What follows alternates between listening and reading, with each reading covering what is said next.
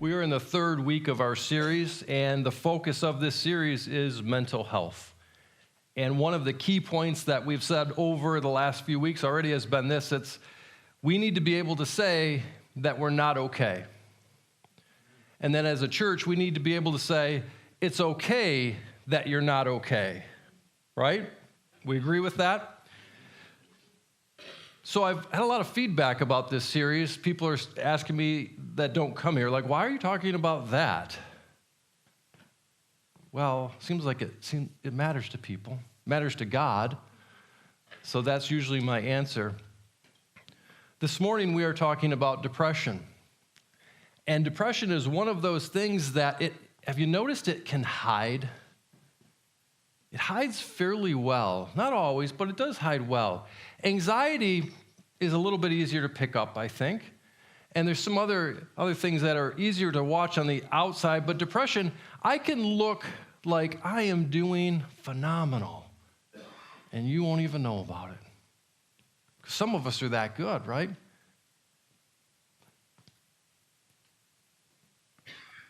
I think sometimes we see church as a snow globe.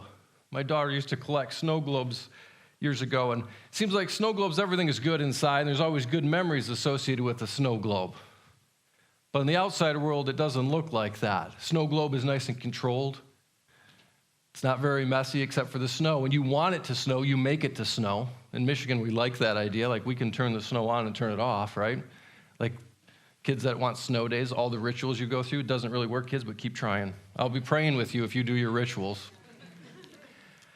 But depression it's very challenging because somebody can put that smile on and it can take everything in their power to get out of bed and put that smile on. There are people who have battled it for years and years and years, and we might not even know about it because we're not sure what to say, and they're not sure what to say. But it's not as uncommon as we think, depending on which circle you're in. But statistically, we see that about 18 million people in America are clinically depressed. See that 1 in 10 women experience postpartum depression. 1 million preschoolers take antidepressants. 25% of teenagers suffer from depression. And then suicides have claimed more lives than wartime casualties. So if I go back to the earlier conversation, someone, why are you talking about this in church? That's why we talk about this in church. Because that's a lot of different demographics there. Now, not everyone has experienced depression. I understand that. But I think we all could say that we know someone who may have experienced depression. But if we haven't experienced it, sometimes we're just like, you know what? You just need to cheer up. Just be happier. Maybe if you drink more coffee. Vitamin B should help, right, Aaron? Take more vitamin B. 1 million doses and you'll be better. Or go see the sun. Well, if you're a believer, You just need more Jesus. Well, that doesn't always fit. Depression isn't just sadness. Think of it as this. It's not just discouragement. It is constant darkness. It's no feeling. It's no motivation. It's no hope. There's no hope. So if we're to quickly break this down, just so you understand, we need to talk about feelings a little bit. The first way that we sometimes think is depression is like, I'd say it's downcast. Like, downcast is a bad day. You get up and things, it's just not a good day. By the end of the day, you're like, the day, how was your day? It was all right. That's downcast. Maybe you got a flat tire in the day. It wasn't an awesome day. And then we can move into discouragement, and that's the lingering circumstances of a bad week. Have you ever had a bad week? Yeah, amen. You know, it would be something that we say, that was just one of those weeks. You know, I was late for work, and then when I was at work, I really didn't do a good job, and I knew that, but it wasn't good. My alarm didn't go off. My phone went off in the middle of a meeting. I went out and there was a flat tire. This is all in 1 week. You're like, oh my goodness. Or if you're getting a little bit older, you wake up and you have a new pain. What's going on there? True. Or if you're younger, you look in the mirror and you're like, I got another pimple. I'm discouraged. Because when you get that pimple, pictures are coming that week.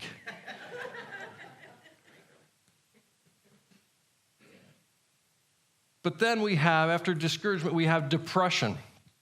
And depression is, I don't know what is wrong, and I cannot seem to shake it. The blues have not left me. This is a bad time. This is when you stop looking up. We talked about posture when we started the service, but this is when you are just down and you just stop looking up. You're not worried about tomorrow because you don't really care. You're not even seeing that far ahead. And then the last category is despair.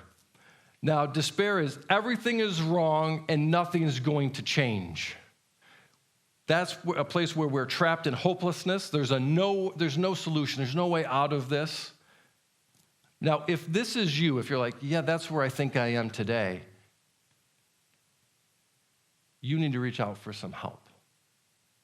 You do with depression, but with despair, when you're at that point where there's nowhere else to go, you need some help. So you can talk to myself, you can talk to Pastor Josh, you can talk to anyone on our leadership team. We have resources and we have other people that you can talk to us. But that is not something we're just like, I'm going to live in despair, because that's a slippery slope when we live in despair. But what we know about depression, we know that it's very complex. It's not like everyone with depression looks the same, right? We know that it's very real. We know that in the next 30 minutes, I'm not going to be able to fix depression if that's where you're at, unless it's a spiritual cause. So if you came and you're like, he's got 30 minutes to fix me, I appreciate you have that much hope in me, but don't. But we want to start talking about it so that we know how to talk about it and we know what to do if it happens in our lives. And honestly, when we talk about circumstantial depression, it happens to a lot of us. But we also know that depression doesn't discriminate. It hits everyone. And that no one size really fits all, We also know that there's 4 root causes of depression. First one is biological, chemical imbalance, chronic pain, nutrition deficits, hormone problems, lack of sleep, lack of exercise, sunlight. Those are things that are definitely biological. Those things we can move the needle on a little bit with making some changes. And then there's relational. And relational is something like if you're younger, someone breaks up with you. That's really hard.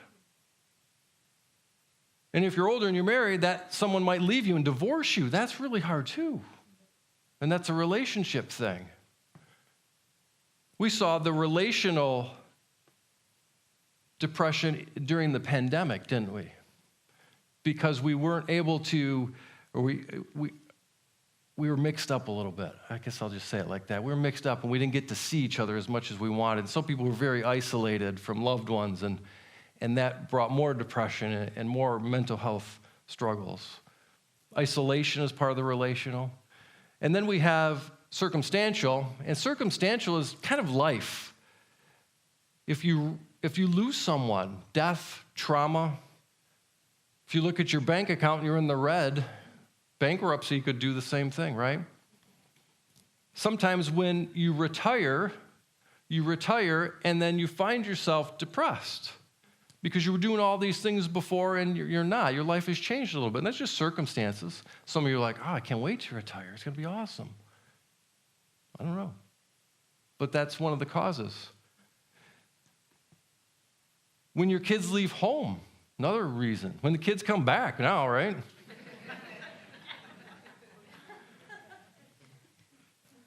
And then, of course, which our main focus this morning is going to be on spiritual. And that spiritual is every day, every moment, you have an enemy. And that enemy is Satan. In 1 Peter, it says, be alert and of sober mind. Your enemy, the devil, prowls around like a roaring lion looking for someone to devour. The devil comes to steal, kill, and destroy your joy in your life. Now, I am speaking to you not as a medical professional. I am speaking to you as a pastor this morning. We need to make that very clear. I'm your pastor. And in that, we can't address all the different aspects of depression. So we're going to focus on spiritual and some circumstance. But I want you to look at this guy. And we talked about him week 1. His name was Jeremiah. Remember what we called him? Called him the weeping prophet. We're just going to call him the weeper because I think it's just easier. So if you read his writings in the Old Testament, he was sad. And he wrote this book called Lamentations. And you know why it's called Lamentations? Because he's lamenting, right? It's actually a brilliant book. If you look at the structure and how it's set up, it's amazing. But what you need to know is he was a deeply, deeply depressed man fighting on to hold on to just a scrap, just a little bit of hope in God. Now, everything that he had done was kind of meaningless. He had a job. So a prophet is someone that in the Old Testament that God spoke through the prophet. So God, prophet, people. And he kept telling the people at this point in their history, turn to God, stop sinning, turn back to God, stop sinning, turn back to God, stop sinning. They didn't listen, though. And in 587 BC, Jerusalem was taken over. Population gone, emotionally destroyed. And he saw this and he told them this is not to change so this wouldn't happen. And I have to think that part of him had this idea that, you know what, God's not going to do it. God's not going to do this. But remember, they had a covenant with God. And when you have a covenant with God, like you have a covenant with God with your relationship with Jesus Christ, when we have a covenant with God, we are expected to behave a certain way. So what happened was God allowed things to happen. Now, in this book, in Lamentations, it's a way to process grief, and we can see that, and hopelessness. And it's also a way to just write down, he voices his confusion. He's like, what's going on here? Why is this happening? And there's a little bit of light in the middle of the book, but there's not a lot of light in the middle of this book. So if you have your Bibles, you can turn to Lamentations chapter 3. Starts with verse 1. I am the man who has seen affliction by the rod of the Lord's wrath. He has driven me away and made me walk in darkness rather than light. Verse 5. He has besieged me and surrounded me with bitterness and hardship.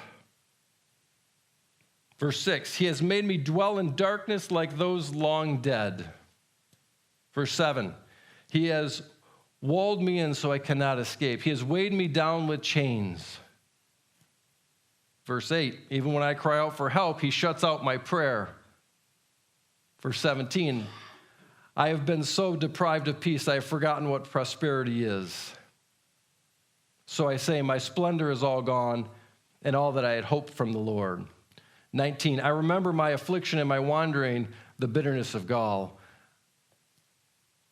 I will remember them, and my soul is downcast within me. Does that sound like someone who's having a good day? No. We'd say he's depressed. I left out the parts where he's saying, hey, you were shooting arrows at my heart. God, you were shooting arrows at my heart. And at one point, he says, you made me chew gravel. Whoa, that's a weird one. Think about chewing some gravel for a minute. The dentist is bad. Wait till you get a mouthful of that nice parking lot out there. Think how bad that would be. So descriptive, these metaphors are so descriptive that by the time we read just those few verses, we're like, oh, it had to be bad. It was really bad. And then we have to have this question. This is a man of God. This is a person that God spoke to and through. How did he get here? He was a prophet. He loved God. How did he get here? He was totally broken. He was lost, and he was hopeless. He got there the same way that we get there. Totally lost, broken, and hopeless. You see, the circumstances that he was witnessing where his home was destroyed, his place, his people were being hurt. And this wouldn't be rated G. This would be rated really dark if this was a movie, guys. And he watched that happen. And then think about the spiritual aspect. This is someone who God was using. He was God's guy, right? He was God's guy. And he either feels like he let God down because he didn't get the job done, or he wasn't hearing the right message.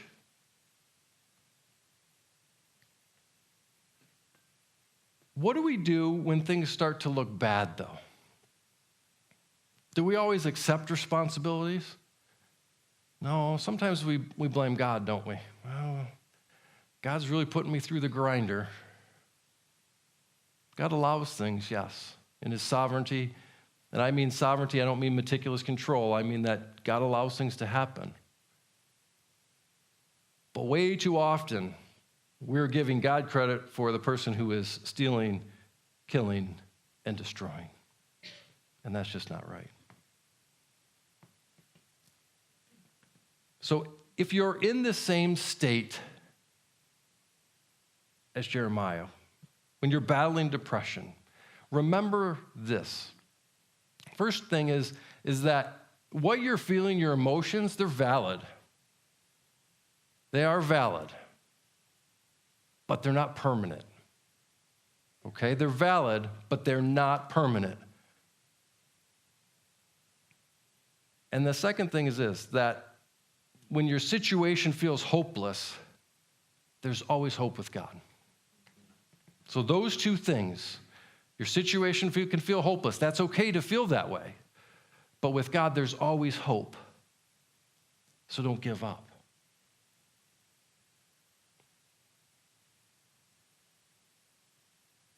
Those emotions, though,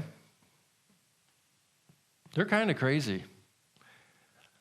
I've been studying a little bit more on like the brain and science and faith, and the amount of I knew some of this, but the amount of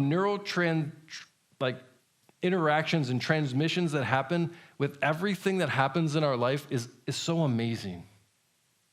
One of the things, if you have teenagers, is they have like 10 million different synapses, and they're all trying to connect at the same time and find a pattern.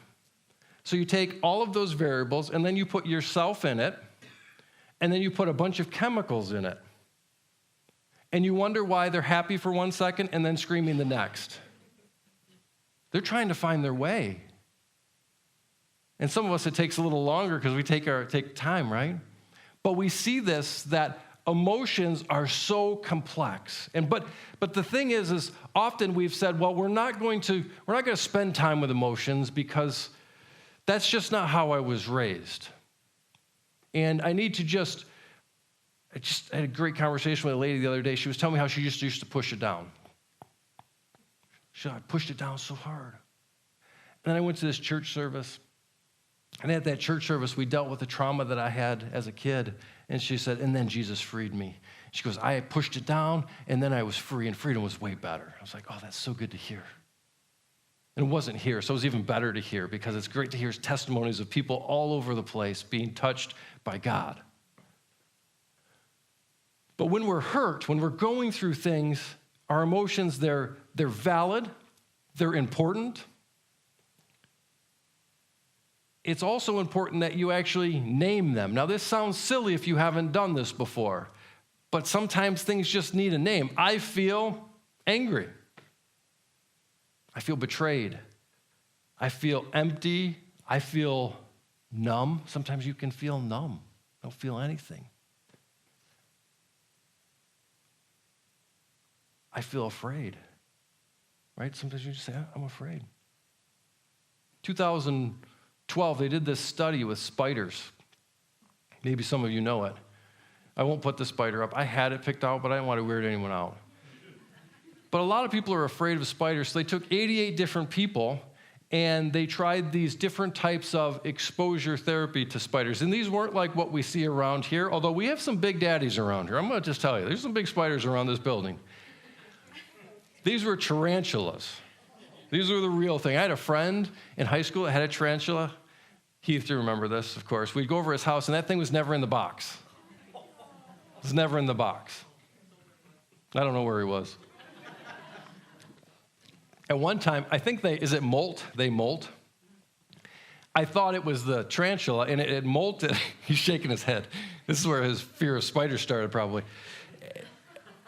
So I thought it was in there because it was the molting of it.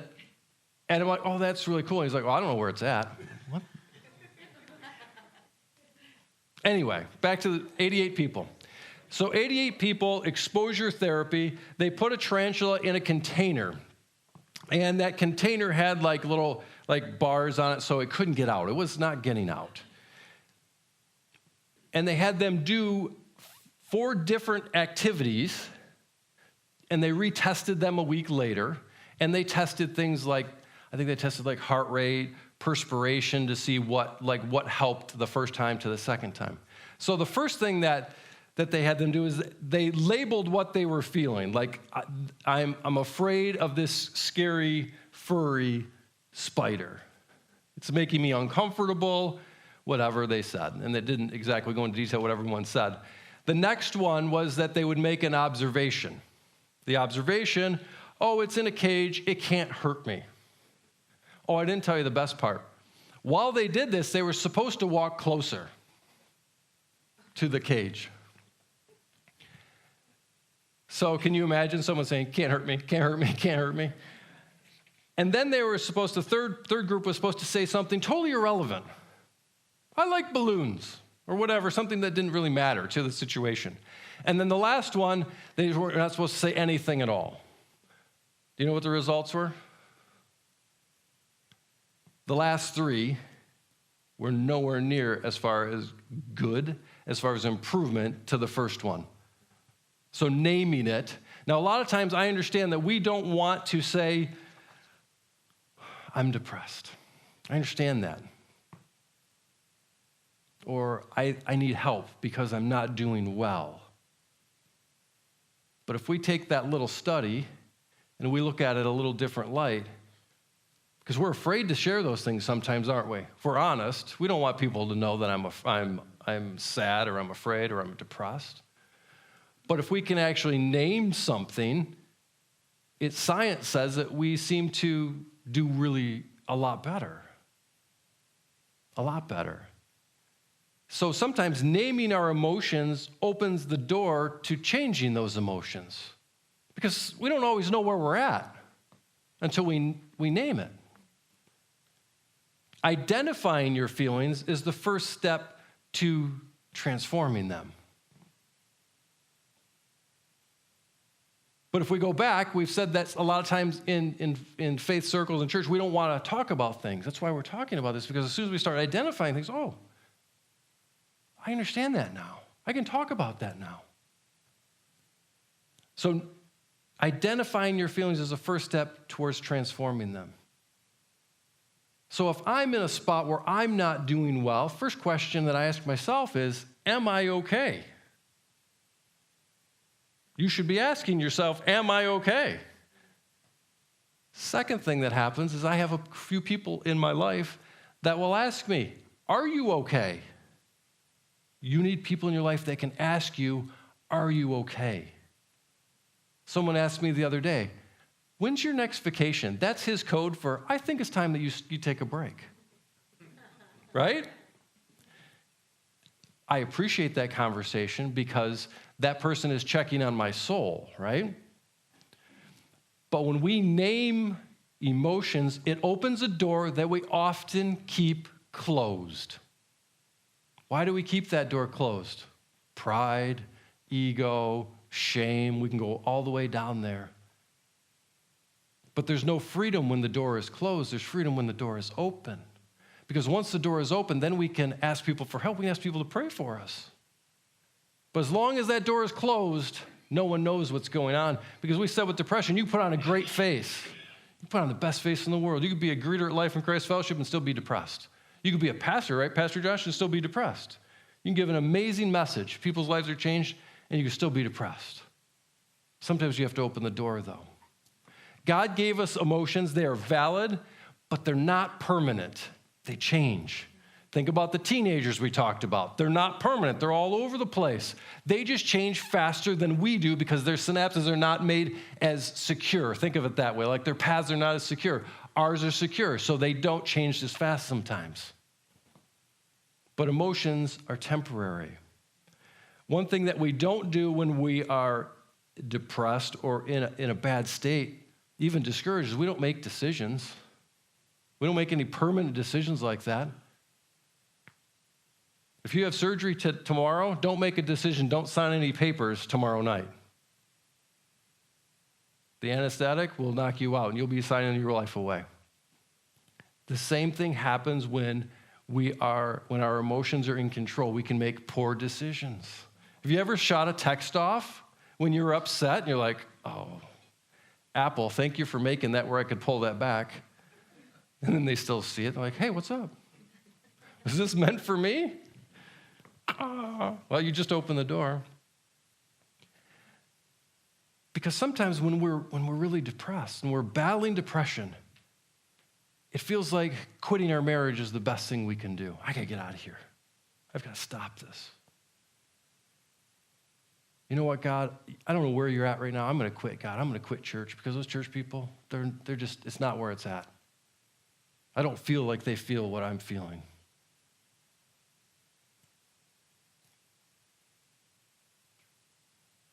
Sometimes our emotions will cause people to run away. I'm done. Sometimes our emotions will cause us to shut down, close the door, stay in a dark place.